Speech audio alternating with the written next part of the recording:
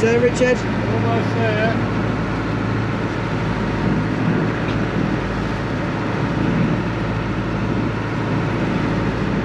What's the story behind this one?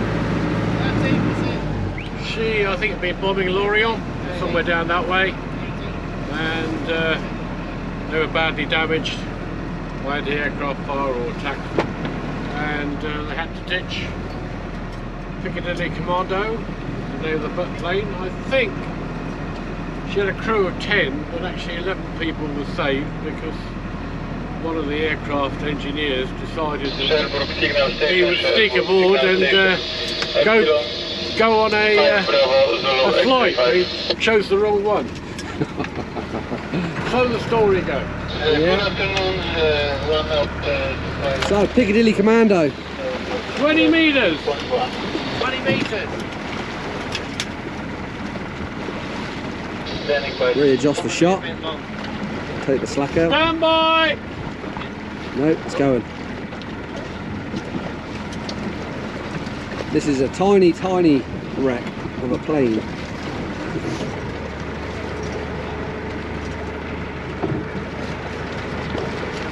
Went down a couple of hours before New Year's Eve, I think, on the 31st of December. And the pilots were taken to a concentration camp in Germany. After a night in the Yeah. So that's Pembroke Bay and Landcrest Bay. We're probably, I don't know, half a mile out, I reckon. And that's Fort Le Marchant there, so it just shows that's Doyle Passage. We just came from about here somewhere. So we ain't travelled far. And we're following the tide now down the coast, the slacks. Our next one will be probably the Rontigi, which is the other side of there, and then the Breeses, which is a bit further down, or the Channel Queen and the Breeses. So John, was it sailing down? Did it hit that rock there and then sink? The plane, yeah. Yeah, I think the plane hit that rock. It snapped in half.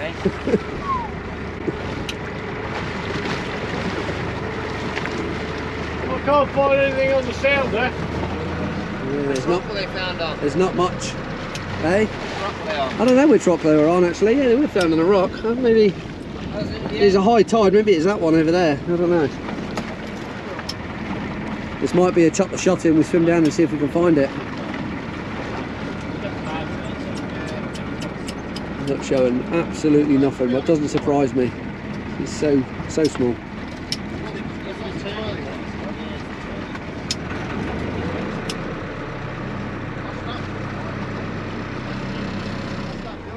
Okay. Harpoon.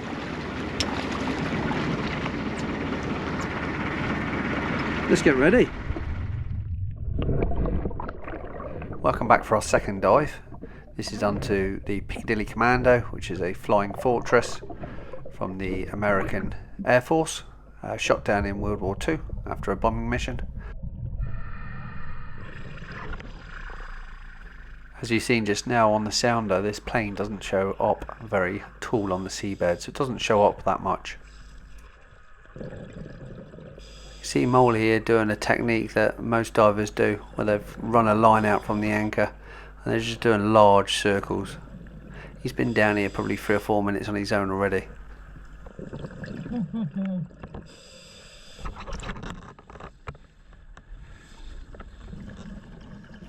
This isn't looking too good, but one good thing is at least we can see quite far. The viz ain't too bad, believe it or not. So when we got into the water, Richard said if it's going to be anywhere, it's going to be to the south. So we're just going to drag the anchor south a little bit. Not too far, because the thing is really heavy.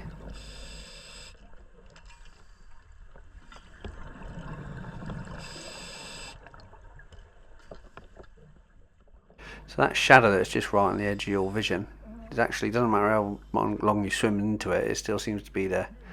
So I think we should probably look the other side. If anyone can find it, Moley can. Every other time I've dived this wreck, Moley's found it. And he's done it again. So what we said is we'll give the buff a few jigs before the other two come down. There's no point in us, 4 of us, being on the seabed looking for it when we can't find it. So Moley's done it yet again. He's managed to find one of the radial engines Doesn't really look like a shipwreck, does it? Well, can you call it a shipwreck? It's a plane wreck.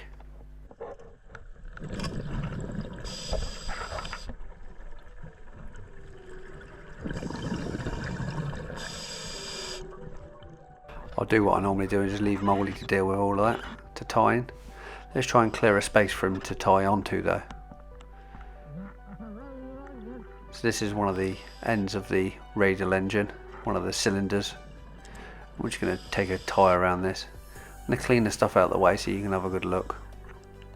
A lot of this seaweed's actually just resting against the aircraft that's come down with the tide.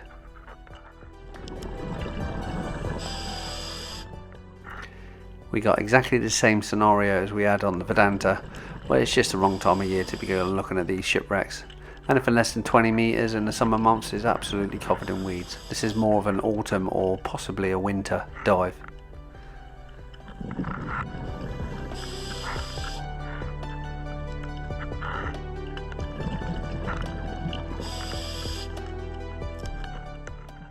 This engine is actually the furthest one to the right hand side of the aircraft,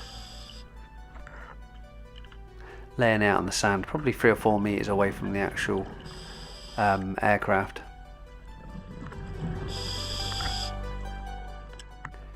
These have no doubt been pulled all over the place. Sometimes the potters can't help it, but their crab pots pull into them and they move them all over the seabed. So sometimes we come and they have actually been moved.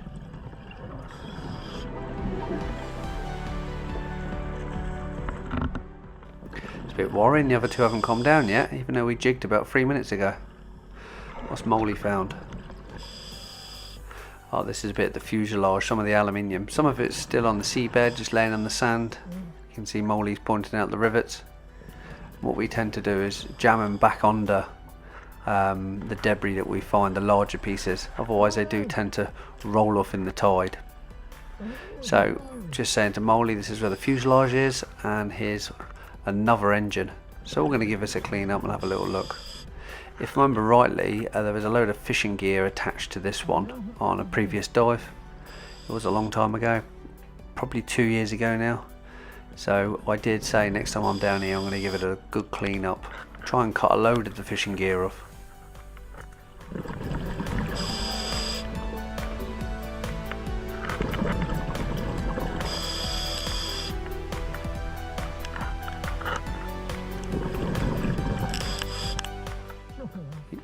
Yeah, here is all the fishing gear. These are tangle nets, monofilament tangle nets. I'm going to probably take 5 or 10 minutes with my knife, just clean this up, and it's such a tangled mess. I'm not going to be able to take this back to the surface, unfortunately. But what I'm going to have to do is take it off to the side of the shipwreck and try and secure it to the seabed somewhere, so it's out of the way and it's safe. None of us are going to get tangled in it.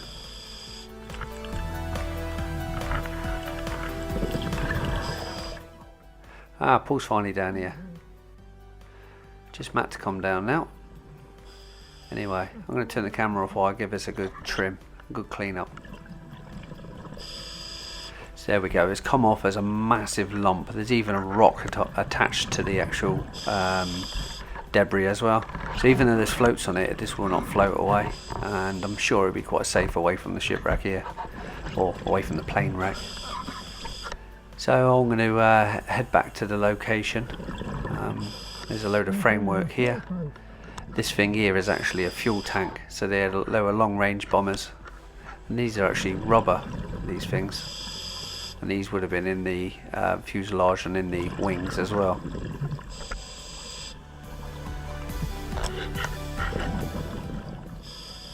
If we have a look down here, in between there's more fisherman's waste. There's a rubber band from around the neck of a crab pot. This is a bit of the strutting out of the wing, so this is like the main structure. It almost looks like the boom of a crane. And now I've cleaned the area up, Paul can have a little bit of a look. So there's still like I think this is an exhaust tube that's underneath, and there's still aluminium. Paul's picking up the fishing weights that were left there. You say this is where I've just taken all of that netting from. It was tangled around this I think there's a fuel line possibly. It's like a bronze fuel line that's sticking out the side of the engine. Turn the light on, see if we can have a look. Some of these pieces, if you look carefully, have got the stamp number on, so all of the parts were numbered.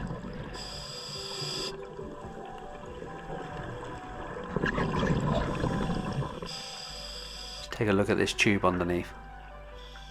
Not quite sure what all these little bits and bobs are. That's some of the original aluminium left. And there's not much of it left anymore. It's nice when you see a little bit that's been grip blasted by the sand, where it's nice and shiny. This is the tube. And this is the actual area where the undercarriage is. So what we're looking at ahead here is the wall of the tyre for the landing gear. That's one of the electric cables. You can see where I've pulled all the fishing gear out of, which was jammed in here. So unfortunately, years ago, this was a perfect tyre. And now it seems to have perished and the wall seems to have come off. I've missed a bit of fishing gear there. I have to get that next time. And this is a central cross beam that goes between the inner engines. So let's give this a little clean up. Like I say, it's a shame it's been down here a long time, but this is one of the tyres. Just waft the sand off it. You can see the grooves.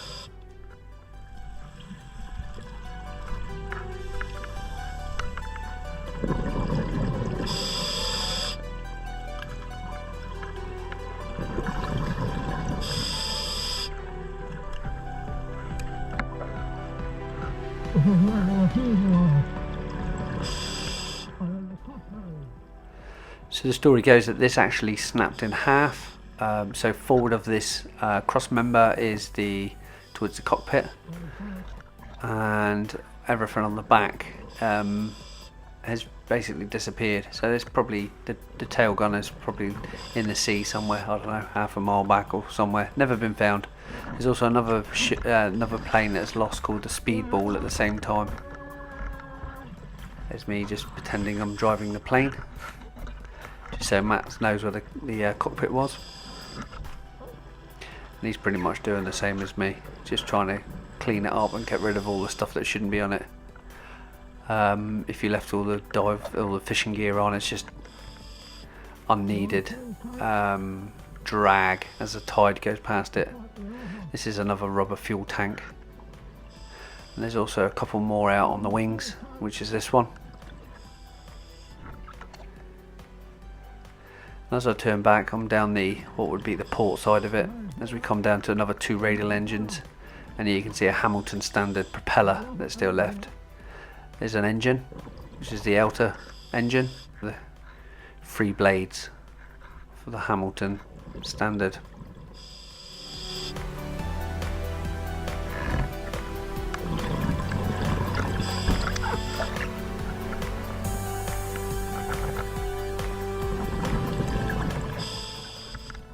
So this is the hob in the centre, and there's one of the blades, 2 of the blades, and then 3 of the blades, and they're all bent because the propellers were still turning as it hit the sea. So none of the crew were lost from this, they all survived. Some of them then were taken different places, and a couple of them I think went to a concentration camp. Now there's a really good story about the whole of this, which John Goodwin done.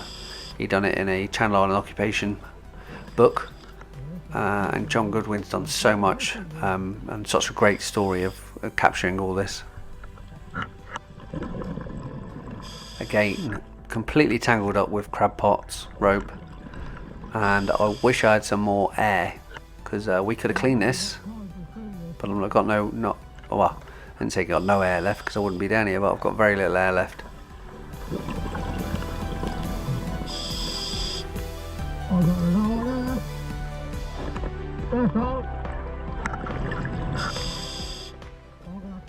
So I'm going to head back and then get back up the shot line. I can see the strobes pinging away, and the tide seems to be starting to push a little. Even the fish are struggling to swim there. But that's kind of what we want. We want a little bit of tide when we're cleaning up stuff like this, because we want the dust to, carry on in the tide.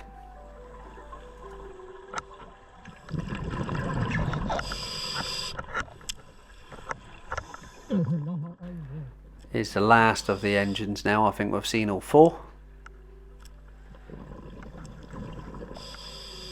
Always just give them a little bit of a clean. It makes it a little bit easier next time we come down.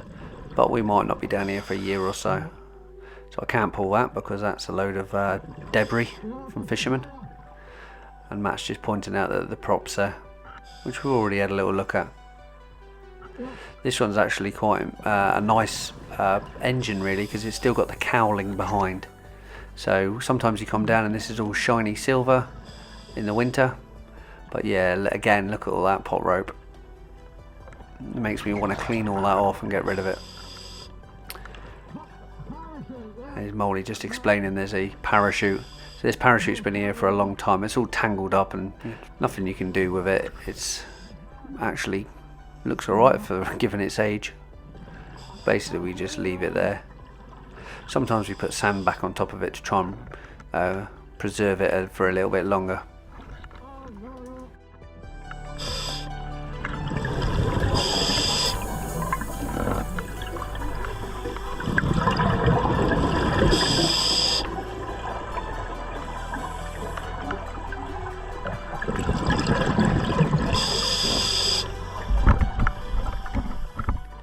I'd love to come back out here in the winter once everything's clean and try and do a photogrammetry of this site, just to capture it in time, in entirety. I have actually taken a photogrammetry of one of these radial engines and then printed out my 3D printer. Turned out alright, to be honest. I was just messing around, just giving it a go. I was quite happy with the quality it gave me.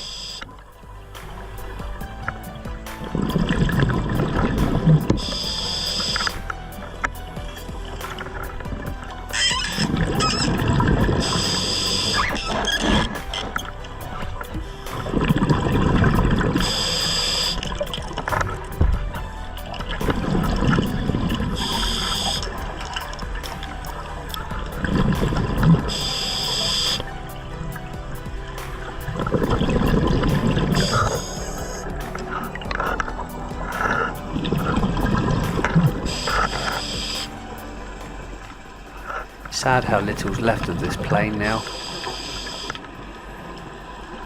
Wonder how much longer it's actually going to stay here. The elements are starting to take its toll on it as time marches on. As I say, I will be back and do a proper long video just dedicated to the shipwrecks. I think it's well worth doing. See if we can get the full story told by Simon Hammond. He's a local historian that was very close to the late John Goodwin.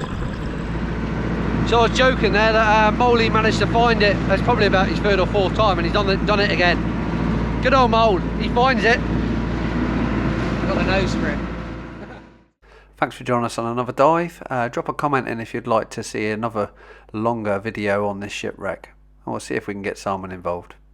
Cheers, thanks a lot, and I'll catch you on the next tide.